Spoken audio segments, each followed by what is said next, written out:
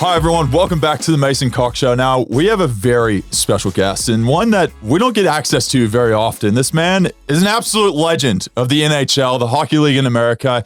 He has his own statue at Crypto.com Arena, and that is an honor, an absolute honor. He's right there with a guy a lot of people might know here in Australia, Wayne Gretzky, who's one of the best players to ever play. He's number 23, and I have to say this, an NHL announcer, Jim Fox, famous NHL announcer, said he was the king of kings, and that is the LA Kings and the hockey team that's over there. He's a great man. He's here for the reason the Arizona Coyotes are playing the Los Angeles Kings here in Melbourne soon in the 2023 NHL Global Series. And it's Saturday, it's September 23rd and 24th at Rod Laver Arena, which is going to be exciting. So here's promoting it. He is the great man, Dustin Brown. Welcome to the Mason Cox Show. Mate, great to have you. Thank you for having me. Great to have you, man. Thank It's unique to have humans like you. You know, we don't have a lot of ice here in Australia. We don't have a lot of ice, but I'm going to try to give people an idea of just how special your career and you as a human has been. You are probably the most consistent, best player that's ever played for the LA Kings. Massive market, obviously, Los Angeles. Absolute credit to you. We'll get into some of the finer details, don't get me wrong, but you love to get a big hit. Now, Australians love a bit of contact, love a bit of aggression, AFL, that is what we're based on, right? And doing a bit of research on you, love a big hit. Can you walk us through what it's like on ice skates? I think it's tough for people to get their head wrapped around this. You're going on ice skates, you're going full speed into someone, you smash someone into the boards, or even better, maybe over the where the team lines up, you go over the actual board there. How's that feeling? It changes with every hit. I mean, the fact of the matter is sometimes you go to hit somebody and it hurts you more than it hurts the other guy. Very true. But when you catch somebody, some of my best hits are, it's like I didn't even feel anything and they're hurting. But on the ice, it's the timing is everything because everything's happening at a much faster pace than on a field or on a court. So there's quite a few misses as well. Yeah, it's phenomenal to me. I think like to play hockey, we have field hockey here, which is very similar, but obviously I feel like it's so much more skill to be able to be on ice with a thin skate, essentially trying to figure out not only how to get around the ground there, but like also not ground or the ice, just getting the AFL terms here, but getting around the ice, but then also having all the skill set of hockey on top of it. Is it something that everyone, I guess, like you're from New York, Ithaca, New York, very cold place up there.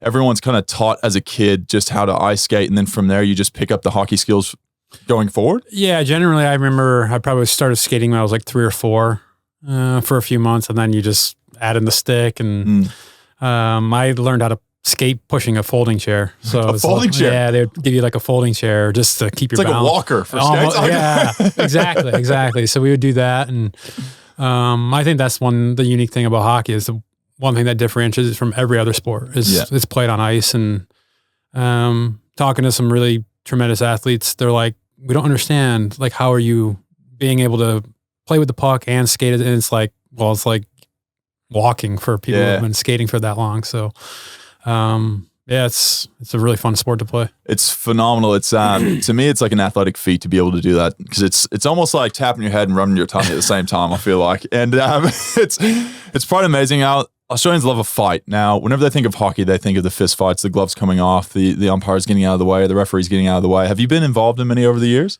I played about 18 years, and I probably had maybe 15 fights, which is not a lot, but it's enough. And the game's changed a little bit. I mean, there's players, their job is to fight. The enforcer. Yes, exactly. And I played with many of them. Did they enforce for you?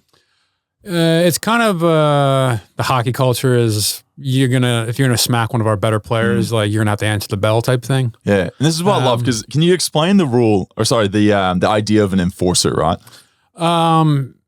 He's a tough guy. He's a big brute. A lot of them are big brutes, and they take care of if something happens on the ice that's not right.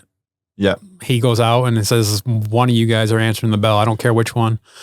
And it goes back and forth. Like, some people think it's good for the game, some people think it's bad for the game. But in a way, when you're on the ice, the players are policing. The refs are out there calling penalties and stuff, but the players police themselves pretty well because of that avenue. That fighting, again, outside of professional fighters is you don't see this happening in any other sport where it's like, all right, pause the game. These two guys are going to have a fight on the ice over here. Just going to watch. And we're all just going to watch until they fall. And then we're going to celebrate and they're going to go in the box and move on with the game. Is it rules is you throw off the gloves, then the actual referees can't get in the actual fight? I mean, there's different types of fights. There's some fights that kind of happen organically and they happen very quickly. And then there's the other ones like Mason, we're going after they're going to drop and then that's when you see the guys chuck their gloves off and square up, kind of do the circle and the dance. So there's like I said, two different fights. Something happens, bang, and there's a fight right away. And then there's let's agree to fight right now. Yeah. And it's like a kind of a preempted. Like second period, we're going type thing. It's crazy to think that there's a player on a team that is essentially just a bodyguard for the rest of the players. And it's when things happen, big hits happen. And I've had to fight because I smashed somebody. Yeah. But it's part of the game. And, it's an interesting part of hockey. And it's, fans love it. So, fans love it, yeah. It's the thing that I think a lot of people maybe don't know a lot about the sport. That's the one thing they attribute to it right away. Is they go, oh, the fighting in hockey is insane. It's crazy.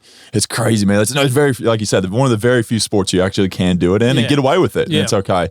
You do get penalized, don't get me wrong, but it's still kind of part of the culture of that now. We're going to another thing that's unique about it because I feel like Australians, I want to get their heads wrapped around kind of the craziness and the cool things that do happen in hockey. Now, shootout. Can you explain exactly like a shootout, right? So you have... Is it kind of like a penalty shootout in soccer? It's like a penalty kick in soccer. Yeah. It doesn't happen. It's actually, I don't know when they implemented it, but didn't want games ending in ties. Yeah. So they go to this shootout and essentially like 1v1 with the goalie. You're on skates. You start at the middle. Down from the dot. I come in. There are like rules that we don't need to go into. But it's like basically a penalty kick. 3 shooters, and then some of them go. There's been people who have gone like 12, 13 shooters deep because either goalies are really good or and just keeps on going. Have you done a few of those in your career? I probably had 70 or 80 shootouts. What's the mentality going into that? Like, it's 1v1, you and the goalie, everyone else, eyes on you. You have to kind of do a bit of a trick to try to get it past them. There are guys that are like ridiculous at it. Just like in any sport, there's guys that are, 60%, which is really good. I remember when they first implemented it, I was pretty good. Like I was at a really good percentage for like the first 4 or 5 years. Yeah. But then like the skilled players can get very creative. When I was creative enough, I had maybe 1 or 2, 3 moves that I would do. Yeah. And they were really successful for like 4 or 5 years. But then after doing it for 4 or 5 years, the goalies are watching video and then they know what you're doing. And then, so my philosophy, I would have 1 or 2 plans going down. Yeah. And it's just kind of a read at the last second. Yeah. Whether I'm shooting, whether I'm deking. Plus it's like... Deking. Sorry, what is deking? Deking is, you come down, you shoot the puck. Yeah. Just straight up on the goal. And then there's the one where you fake a shot and then you pull it around. Pull back, yeah. So that's a deke, but... A deke. Yeah, and then some of the... Yeah, fake out, yeah. And then... some of the stuff is getting pretty crazy nowadays. The kids that are coming up are just levitating pucks. Essentially, it's more skilled. Insane. They're just getting more skilled. Yeah, and it's like they're doing things that I didn't even know that was possible. So it's pretty exciting for fans. It's pretty wild. Now, something else I want to mention now that's very unique about hockey: hat tricks. I know you've scored a few hat tricks in your career, and I'll let you kind of describe what happens maybe whenever you get a hat trick. The hats come off, people throw them onto the ice, like. You have this, essentially the whole rink is covered in hats. Yeah. Do people get those back? How does that? No, you throw them, they're gone. You're foregoing that hat forever. That's gone. I'm sure it's happened where people have spent $30 on a hat and then someone gets a hat trick and you're kind of like probably pressured into throwing it. You got to get rid of it, bud. Yeah. But it is a pretty cool, unique thing to hockey. And it's not easy thing. It happens quite often, but it's not easy at the same time. I probably had 5 or 6 in my career. And you get that third one, the hats just rain down, and then kind of like the hockey thing. And it's like, we got to stop to clean up this mess. Stop to clean up the mess, yeah. We can't skate with a million hats on the rink. And it's, but it's really cool, like experiencing it, because it's just like, it's just like a million hats coming on the ice. So it's pretty cool. Hats. And then obviously there's some big moments. Guys have scored hat-tricks and big moments, and those are even more special. It's quite a unique sport comparatively to anything else I've really experienced. Now, you've played for the LA Kings your whole career. One team, 18 seasons, I think it was. And you're number 23 for them. You were number 23. You've recently retired. Now, what's it like playing for the same team your whole career? Do you kind of get to the point where I think of now in sport, a lot of people get traded. You think of like NBA, NFL. It's like just every single day, I feel like there's a new trade, someone going somewhere new. Mm-hmm. What was it like playing for one team your whole career and really getting to know probably some of the people in that inner sanctum throughout your time there? I think that's probably one of the biggest things is being stationed with one team for 2 decades. I got to know not just like people in the locker room or in the training room or in the management office, but people in sales, people who run the business side of the team. And it's like, I've known these people for 20 years now, and I have built these relationships. It was very cool. And these are relationships I'll have for the rest of my life. But to be able to play for one team, I think from an athletic standpoint is something I'm more proud of. Yeah. It just doesn't happen in sports very often now, whether it's disagreements or money or me and the Kings have always found a way to come to terms. And it also helped that we won, and that I think is, it was really special for the Kings and for myself and for all my teammates, just because it was the first time in team history that we won. So it was being a part of that and being the leader of that team.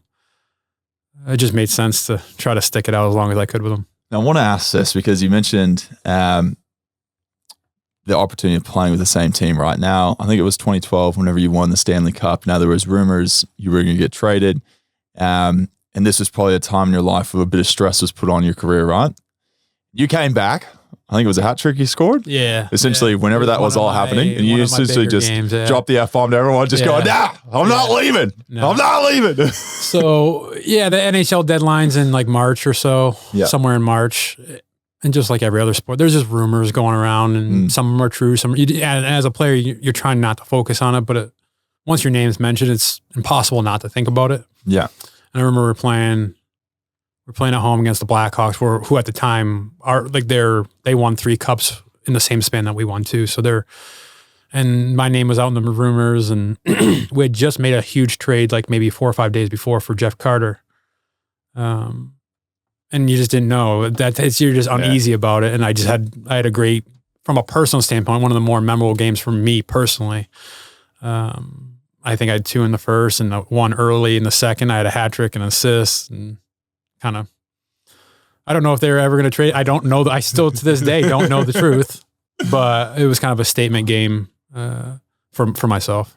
Now, talk about like performing under pressure, like in moments like that in your career. Is there something that you do specifically that's different from anyone else? Because I know I've been told there's a bit of a grim reaper you used to do before games of putting the hoodie on and being locked in the zone and like no one talked to me in the hallway type deal. Yeah, I mean, I've changed over the years. As when I was younger, just like anything, you learn a lot playing if keep your eyes open. And I was very serious before the games during that time. And then as I progressed through my career, especially towards the end, I started to loosen up a little bit.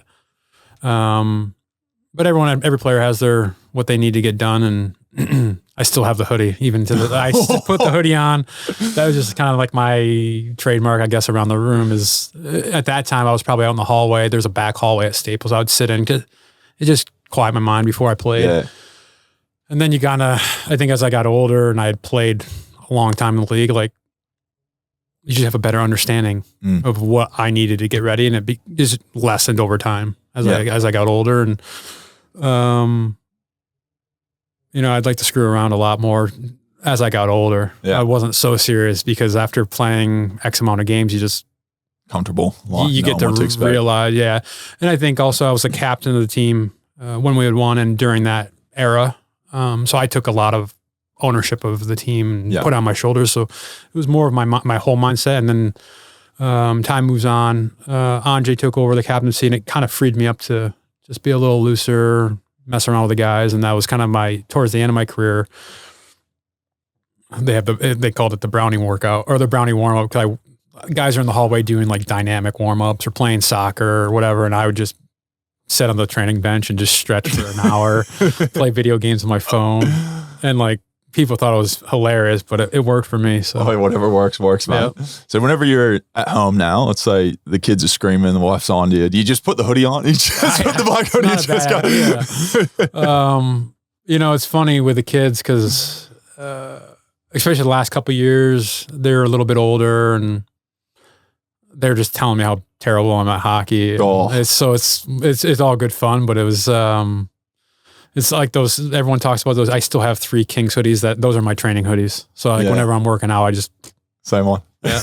Put them on. We say if it works, it works. Now, you were captain for a long time for the LA Kings and pretty remarkable to have success under captaincy, right? It's not an easy thing to do. Is there, I guess, like the way you led that team, is it unique in hockey or is it kind of like did you have any kind of mentors through that kind of time period of kind of taking a few leaves out of their book to say, okay, like, is this how I want to create my own leadership style going forward for the team? Yeah, I would say that extends beyond just the leadership aspect. I was a young player. I played at 18. I had a really older team. And every year I've always said you can learn good things from people and you can also just learn bad things from people and learn what not to do. I mean, we're all human. We're all trying to do our best, but I always looked at it and there's just certain guys throughout my career when I was younger that really helped me. And I remember the things they did off the ice that I liked. It's just, you try to just take that from that person, take this from this person. I was a pretty quiet leader. I didn't talk a lot. But I just tried to show it on the ice. That was my pillar of philosophy on leadership is you have to be able to do everything that you want everyone else to do. And that's kind of how I approached my leadership with the Kings. And then as I got older, it was just about sharing information as much as I could because every career comes to an end. And there's a lot of these players that are playing for the Kings now that I hoped I've influenced in a good way. And in 5 to 10 years, they're thinking like, oh, Brownie did it right. Or that's how I took that from Brownie, he figured that out. So I went from being like a team leader into more of a mentor as I got older, and I really enjoyed that aspect of it. Yeah, it's leaving that legacy for the next kind of group to come through and play. Now, I guess actions speak louder than words, maybe with some of the stuff as far as leadership that you kind of think, like. Yeah, you got to, especially in hockey, there's one thing to say all the right things, but at the end of the day, you got to go out and do it. Yeah. And the way my style of play, I think, was pretty noticeable just because I wasn't great at any one thing, but I just did a lot of really good things well. And then just the physical aspect, I think it's a big part of hockey. And when you have a guy who's just willing to put his body on the line every day, it gets, I think it gets to the teammates that maybe are not as willing to do that. They're like, oh, I got to do it now. Yeah. And that's kind of how I always thought about leadership is, like I said, you got to be able to do it yourself before you ask anybody else. Yeah. Now you've won a lot of individual awards. Now I'm gonna roll through some of these. Bill Libby Memorial Award, 5 times most popular player, 3 times most inspirational player, 4 times Jim Fox Community Service Award, Darrell Evans Youth Hockey Service Award. You've won a lot of individual accolades. Don't get me wrong, but I've noticed that you've won a lot of community accolades also for what you do away from the rink. Can you talk about, I guess, like the importance of that? Maybe, I guess, I always think it's just as important what you do on the field as off the field, and it might be the same for you on the ice and off the ice and what you do in the community to help kind of better people's lives. Because at the end of the day, we're all entertainers as athletes, and I think that's what it comes down to. Can you speak to, I guess, how important it was for you to be able to make a difference in the community with the platform that you were given from the LA Kings in your career? Yeah, I think it's a unique situation in California, or especially specifically for the Kings in LA, because we are the LA Kings, and LA is a massive place. Yeah. But you find the hockey community is a pretty small community. Like, you kind of get to know people. And I remember when I was pretty young, there were some players that like did a lot of stuff in the community, and I think it's kind of like a no-brainer. And you have this massive platform to do some good in the world. And a lot of the stuff that I did was more local. I focus on what is in my immediate surroundings. What can I change around here for the better? And the Kings were also very good at kind of helping me out and figuring out how to do it. I mean, there was one year I worked with one of my favorite ones, one of the more popular ones we worked with an organization called Kaboom. Kaboom. Yeah. And it was a perfect branding because it's like at that time I was leading the NHL in hits every year. So it was like, I don't know what I donated X amount of dollars for every hit. And then the year, I mean, I think that year I ended up with like 340 hits or something like that. So it ends up decent amount of cash. And then it's like also just everyone's looking at my hit stats. And then it's just like, it's kind of funny. Like they're all like, it brought attention to that, but then it's like hit stats are just some guy up in the top just marking hits. I'm like, if he finds out, I'm like, he might be giving me like 20, Dustin Brown with 25 hits today. And it's like, oh man. But I got to meet a lot of great people doing that. And you kind of see it, like, especially if you work on the local level, you just see the immediate change, whether it's kids playing roller hockey or, and that's a unique thing with California is we're trying to grow the game of hockey in California, which is difficult, but a lot of the stuff I did was in that hemisphere. Yeah, it's interesting because it's a national sport. Like I think I'm from Dallas, and Dallas has a hockey team, but like we don't see snow. Like it's just like it's very unique to try to, I guess, promote a sport that is very reliant on the fact that it's cold weather. And now we're in Australia and we're doing the same thing. You know, it's the same. But it's so interesting, and I'm interested to kind of get your take on something that I read up, and it was one of the most phenomenal experiences I think you've probably ever had in your life. I'm speaking for you a little bit here because it's such a massive thing. Now, 2010 Olympics happens. To give a bit of a background for everyone, it's in Vancouver. Canada has the home Olympics, 2010 Winter Olympics. Prelims, you end up beating Canada 5-2.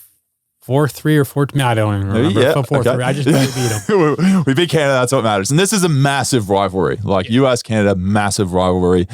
Now you go through and you end up marrying up with them in the gold medal match. Now that would have been insane in Vancouver, very hockey town, to be playing USA, representing your country, playing against Canada, the home country, and not only that, but have the rivalry on top of it. Can you talk to, I guess, like how crazy that game was?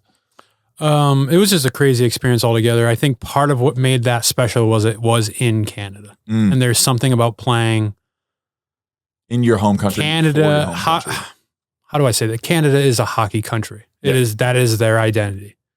So when you have an opportunity to beat them at what they're good at, it's extra special.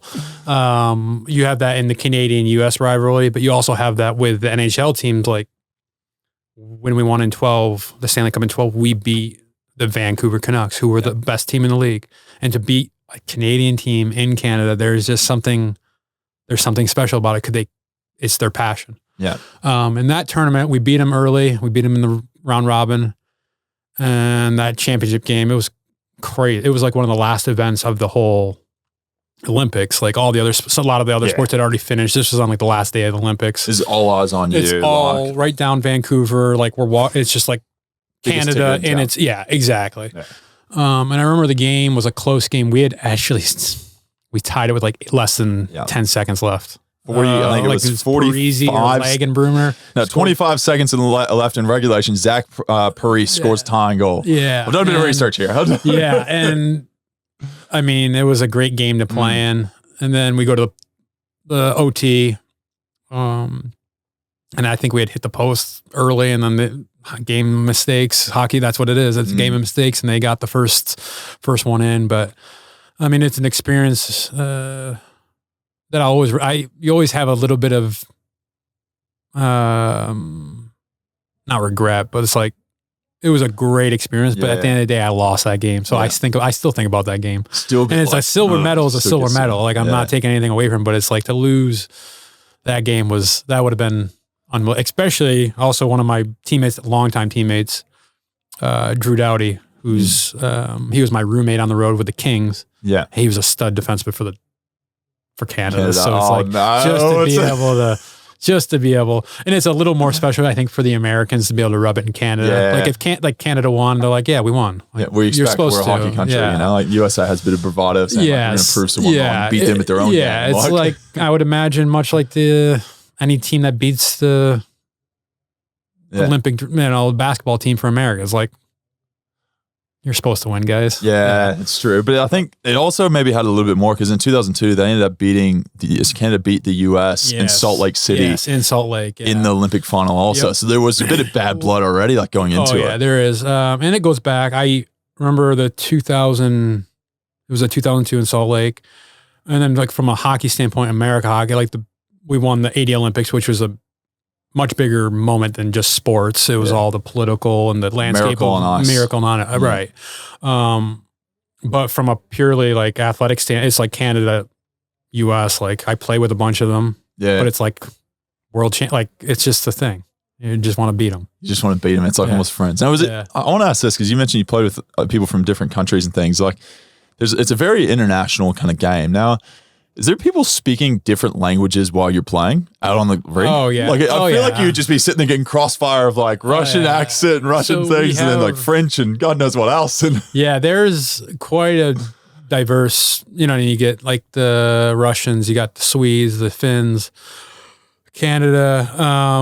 I mean, I played with a goalie from Japan. Really? I played with all sorts. So you get to experience a lot of different players, but it is pretty funny when you get all the Swedes and they start talking Swedish in the middle of the game. Yeah, I'm like, knock it off. Or it's like, I'm like, I don't have any idea what they're saying. I got along with a lot of them. And like one was saying, I'm like, yeah, totally. Whatever that guy, whatever he just said, he was right. The enforcer, that guy. But it does get pretty funny on the ice because you'll get like chirped in another language. You're like, yeah, it doesn't correlate, my friend. You got no idea. I don't know what you said, so whatever. Thanks, bro. Take it as a compliment. Yeah. So there is some pretty funny moments, and you do play with some players who literally don't know a lick of English. Yeah, which is always an interesting thing because we have like someone to transcribe. It's like figure it out, my friend. Like it's pretty. Really? It can't be a very easy thing to do. Yeah. Did you have a translator on the team, or was it? There was like there's sometimes we had one Russian who didn't speak a lot of English, and then another guy so you'd help him out. You would help him, yeah. But it's like, what a challenge that's gotta be. Yeah. They play and then like you're trying to figure out what the coach is talking about. And, oh gosh. Which is also leads into some pretty hilarious stories when the player doesn't know what the coach is saying and he's like, and he just goes out and does something and then he gets yelled at for. He's like, well, I don't know. I can imagine the coach is spraying him. He's like, I don't speak your language, bro. Yeah, exactly. And there's been some pretty, the language barrier does bring up some pretty funny stories. Is it like, what would be like the percentage of Americans playing in the NHL comparatively to just internationals? Like, is it quite like a heavy American, like 50-50, or is it? I would say like if you take Canada and US and just combine them, that would probably be, I would guess 60%. 60%. So there's so many internationals. But there's also, like there's tons of Swedes, tons of Finns, tons of Czechs, Slovaks, Russians. Yeah. Because like whenever you were a captain, you were only like the second American to captain an NHL to win to win a Stanley Cup. I don't know what it changes, but there's a lot. I mean, there's some really good players like just overseas. Did you ever have any problems being captain, trying to give like feedback to someone who just doesn't speak English? No, not really. Because like the locker room is a different thing, and you can kind of screw around with them, and if they have any sense of humor, they just laugh. Just laugh it off. If they're taking themselves that seriously, then it's well. Oh, yeah. Well, I'll ask you this: what's your best memory? Like you've just now recently retired. Like, what's your best memory looking back now, in hockey and outside of hockey? I mean, on the ice, it's pretty simple. Is when we won. Which one? 2012 or 2014? It's interesting because people ask me what one was your favorite, and it's like, yeah, they're both very different. What kid is your favorite? It's like, you always know which kid's your favorite. You'll never say it, but I think from like, it was weird because the first one in 12, we like just walked through everyone. We were up 3-0 in every series. So it was like, it didn't feel as hard as it should have. Yeah. Okay. And then we won it, but it was such a big moment for the organization. It could have been 2012. So it was like almost 50 years without winning. Yeah. And then so I think from a sentimental value, it was the first one. Yeah. Because like I lifted that cup and it was like, it wasn't just my dream, but it was like every single person who had ever been a Kings fan from 1967 to that day, whether you were 70 or 7 months, it was like a big moment for that fan base. But then from like a personal standpoint, like the 14 Cup was a terrible trek. Like it was we were down in the first series 3-0. So we came back from a 3-0 deficit, 7 games, second round, 7 games, third round, 7 games. It felt like it should have the first time. So it was a much longer, harder road. And that's where it's so like, because I think, well, maybe people don't realize this is like you have to go to game 7. Like it's like basketball or anything else. Like it's not just one game, knocked out, see you later. Like you can play a 7-game series, and it's so much harder whenever you have to play, let's say, 2 series straight of 7 games. You're exhausted. Then you have to go into the next one where someone might have come off 4 games. Yeah, and that's such a different that was experience. The case for us in the first one. We were literally done. Yeah. So you had that rest. Teams would be playing for like a week, and we would just be sitting there practicing. So there were 2 different experiences. I think from an organizational standpoint, the first one was definitely like a huge moment. Yeah. And then the second one for, I think, the people on that team, it was just like, a lot of that team on the first one, like it was a lot of the same team. Yeah. And it was just such a different polar opposite experience. But I got done with that second one, and it was like, the first one, there was so much emotion wrapped up. And then at the end, the second one, it was like, oh. You're like a relief. Oof, we won, but like I'm tired. I'm exhausted. Yes. So it was 2 different scenarios, but like they're the most fun I've ever had playing hockey. I mean, there's just nothing like it. That's why you do it, eh? Yeah. I gotta ask you this. It's famous hockey in the Stanley Cup is everyone gets a day with the cup. What did you do for your day with the cup? Like there are some great stories out there, and I don't think you'd be one to go out and party and go crazy. I feel like you're more of a family man, don't get me wrong. But like, was there any story, maybe not only yours, but maybe even someone else's of like, because I've heard things get dented and they're like, they're just pretty serious crazy about it. Actually, I think last year the guy fell on the ice and dented it right on the ice when they won. But that's the great thing about that trophy is it's the history. The history of the trophy is like, it's the same trophy that was presented in 1960 that will be presented in a few months. And I remember I had my few days between the 2 wins, and I remember the first one I took back to my small town and kind of shared it with my community, and then I had my friends and family, private stuff, and then I learned from that like there's something about that trophy. People just throw their manners out the window. Really? They just want to touch it. Oh my gosh. Just want to grab it. Want to hold it. Change when this trophy's around. Yeah. So then I remember I wanted the second time. I'm like, how can I like make this a little bit more intimate for the people that I really. Yeah. So I rented a boat and we took the thing out on the. So I'm like, there's no stragglers. Yeah. Like unless you're willing to swim into the middle of this lake. We live in Ithaca and it's a big long lake. So I just rented a ferry and had my party on the boat. So it was a very cool experience for the people that were invited. And but. Funny stories. It's just like, I mean, I had my kids drinking chocolate milk out of it. You hear all those stories. People are eating Fruit Loops and all that sort of stuff. But one of my favorite stories is the first year we won, being the captain, I was allowed, they have these handlers. Yeah. And they're kind of famous actually. The people who help like travel, that's their whole job. They literally just protect the cup. The white gloves and everything else. Like, yeah. So we won at home both times, which was great. And then we went to North End, which is a beach bar. It's like a Kings bar. That's where all the Kings players go. Yeah. It's getting towards like the end of the night or early morning at that point. And I'm like, what happens now? They're like, I guess the guy's like, I trust you. Because he kind of said it like, I trust you, so you can take it. Because I guess there's just like, humans are humans. There's some that are like, I trust this guy, and there's like not a chance with this guy. Bro. So I took it home, and I'm just like sitting in my bed at like 5 a.m, and then I'm like, the Stanley Cup's just like there, and it was like, I just looked at my wife Nicole. I'm like, did we just go to bed now? Like this is like weird. Like this, like because it's a pretty like it's such an iconic, it's such a special trophy. It's hard to really explain, and I think that's why people they are different around it because it's like.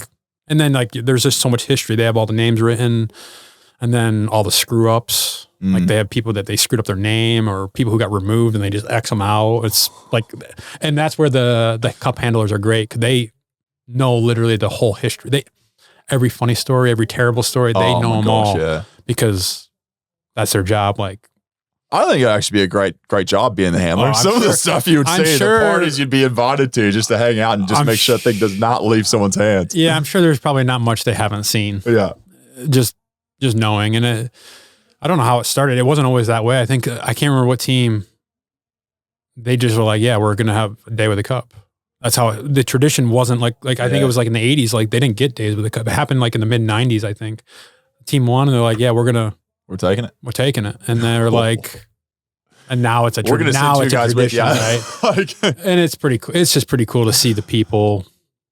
See the reaction. Yeah, it's like back to the for me, it was like some of my kids I played hockey with my whole life. Yeah. I got to have them and they're like, I guess that's my favorite story is one of my really good friends from when we were like 5 years old.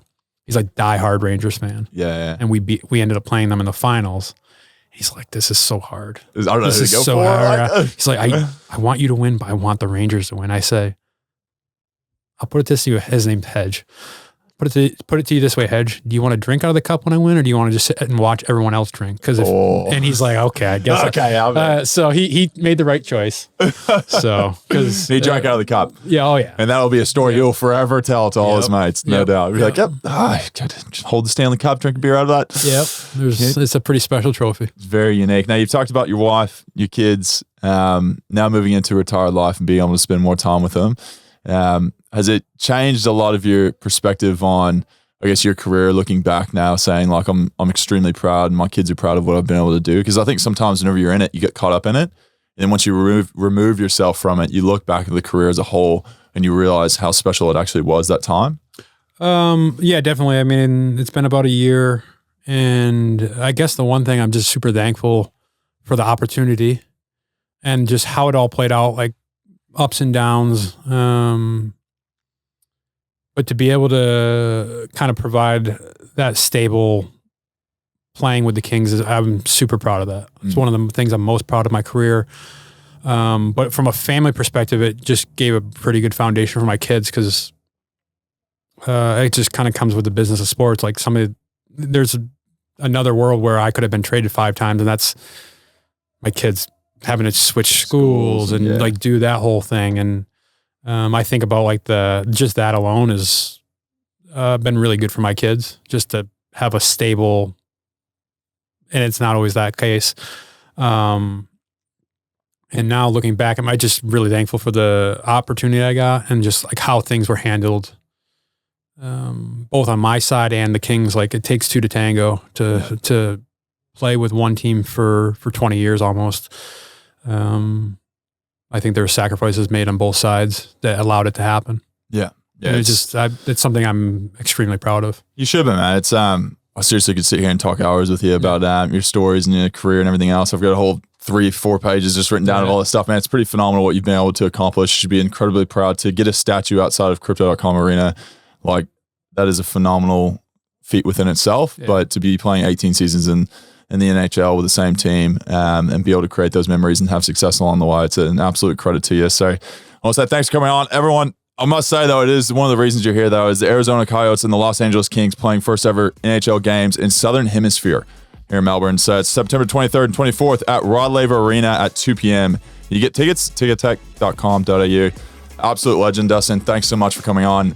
Really appreciate your time, and all the best in retirement. Thank you. I appreciate it. Thanks for having me on.